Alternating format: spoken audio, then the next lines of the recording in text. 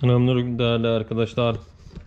Ford Transit kamyonetin önden ses geliyormuş. Tekerleği çevirince, sağa sola çevirince ses yapıyormuş. Bunu tamir edeceğiz. İyi seyirler dilerim. Öncelikle aracın direksiyon çevirerek ses geliyor mu diye beraber bakalım. Kamerayı biraz daha yanaştırayım. Ses geliyor mu diye görebilirsiniz.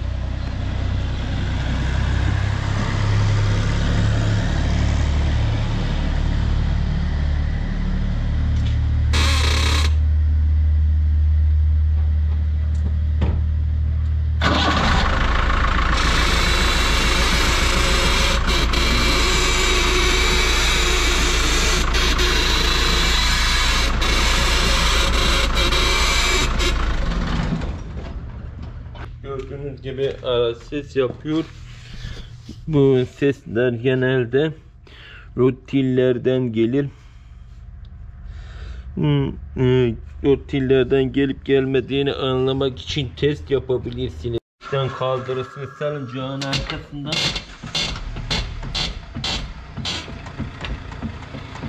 Salıncağın arkasından kaldırdıktan sonra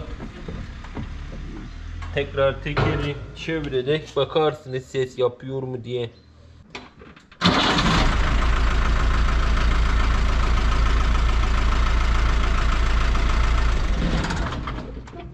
Gördüğünüz gibi şimdi sesler gitti.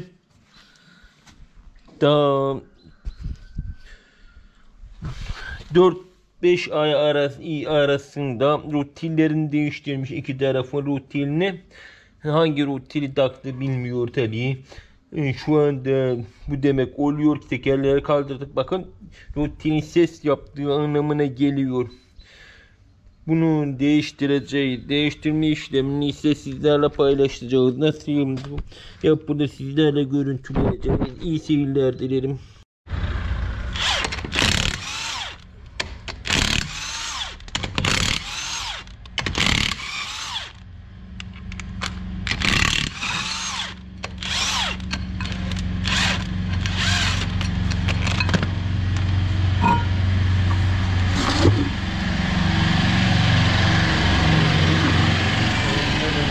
Tekerleği aracın altına koyarsınız. Aracın altına daha güvenilir olur. Bunun aynalarını ben değiştirmiştim, aynalarını. Rutillerini ise benim yoğunluğum nedeniyle çarşambada değiştirmişler. Bu kadar kısa sürede rutillerin bozulmaması gerekiyordu. Ama maalesef ki rutiller bozulmuş.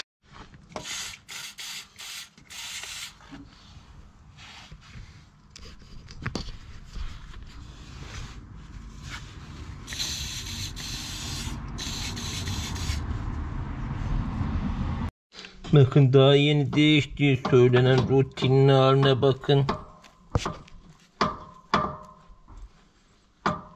Görüyorsunuz bayağı boşluk olmuş, bu rutiller düşebilir. Hem de çok tehlikeli, bu rutinin düşmesi tehlikeli olur. Önlem almamışlar. Bakın.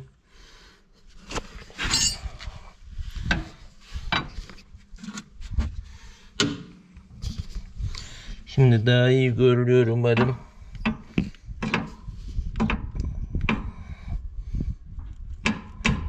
Bu yüzden ses yapıyor. Bunu değiştireceğiz. Bu transitlerde sistem yay tablaya basıyor. Tablaya basıyor. Tabla rotili aşağıya basıyor. Yayın ağırlığıyla rotili aşağı basıyor. Rotili ise tekerlek rotilin kontatomunu üst yukarıya basıyor. İşte böyle bir boşlukta eğer o rotil aşağı bir düşerse teker dışarıya doğru gelecektir. Arabanın altına girecektir. Böylece kaçınılmaz bir kazaya sebep olacaktır. Bu yüzden rotil, rot başı gibi ön düzenleri ihmal etmeyiniz. Dikkat ediniz.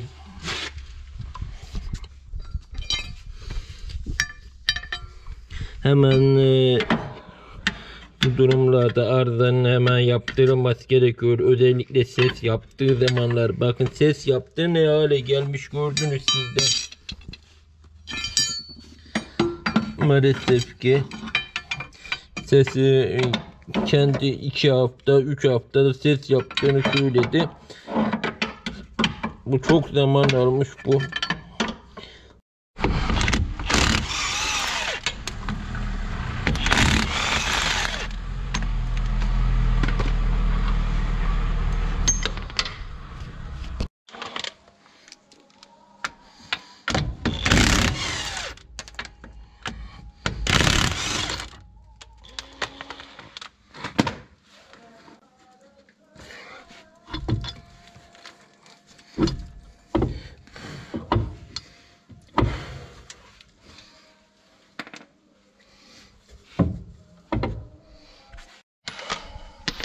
Amortisörü çıkartmadan da bu somunu çıkarabilirsiniz. 2 ağız vs ama biraz bayağı uğraştırır.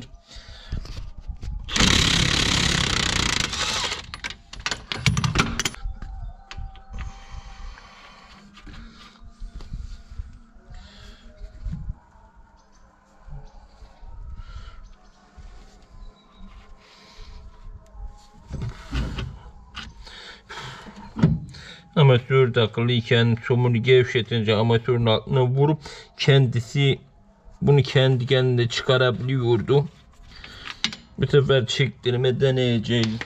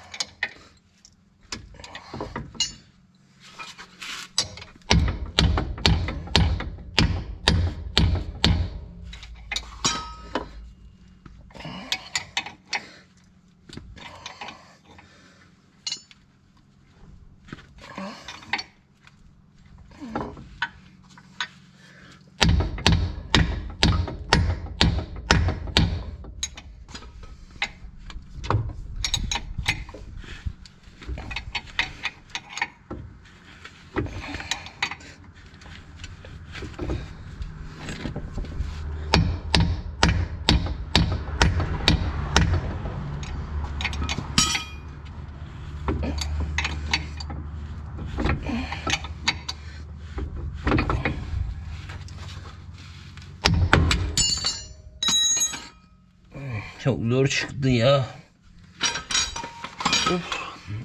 Bire yoruldum arkadaşlar.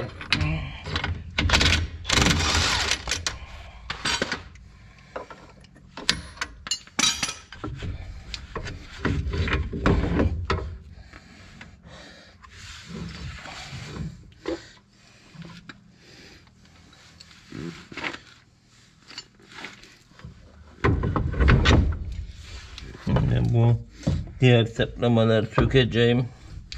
Şunları pas sökücü sıkmıştık. Devam edelim. Biraz daha sıkalım. Yine toz kaplamış.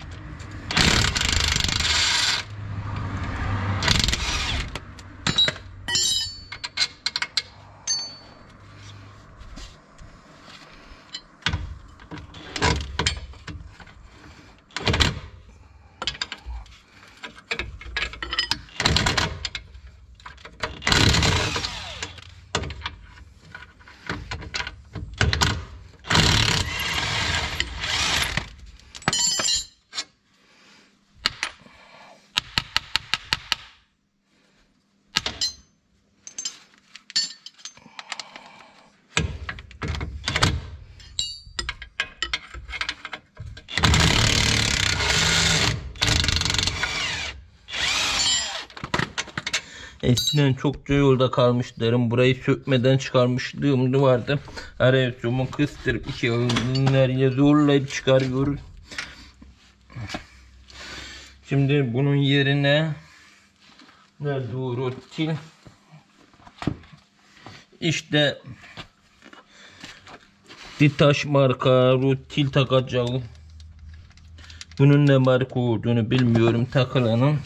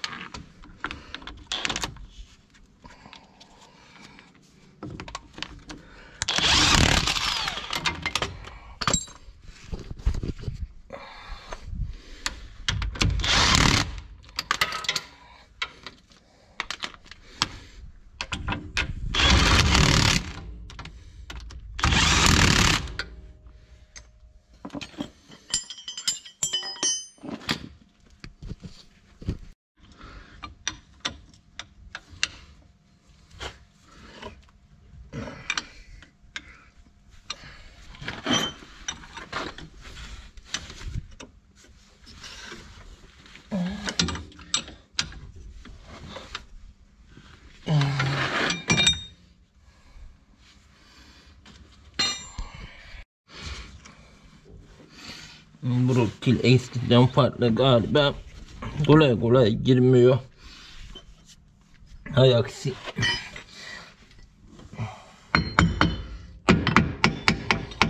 Eskisinin ölçüleri doğru olmayabilir. Belki bu daha doğru. Ditaş çok taktım. Süper rutildir.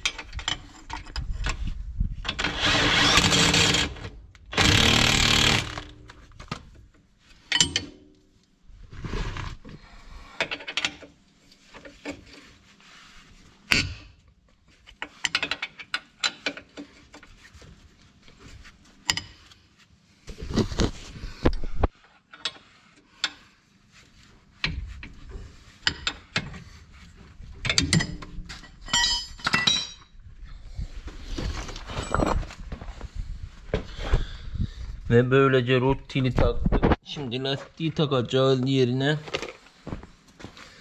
Öncelikle şu şeyi çıkarırken yapmamıştım. Borunun saplamayı çıkartmışım.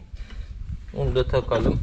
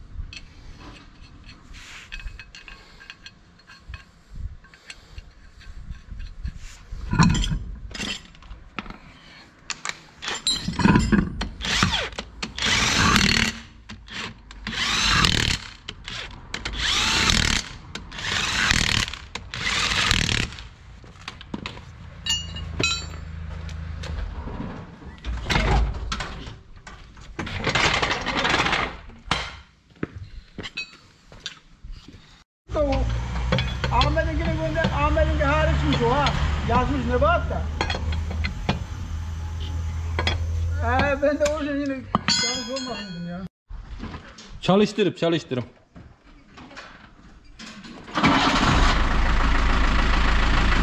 Doğru oyna. Ses yapıyor mu? Ses yapıyor mu? Yapmıyor mu? Evet arkadaşlar, gördüğünüz gibi Rottil artık ses yapmıyor. Yalnız böyle durumlarda Rottil'i hemen çevirmezse neler olur bilemeyim. Tut bakayım kamerayı. Bunu ha. Bakın.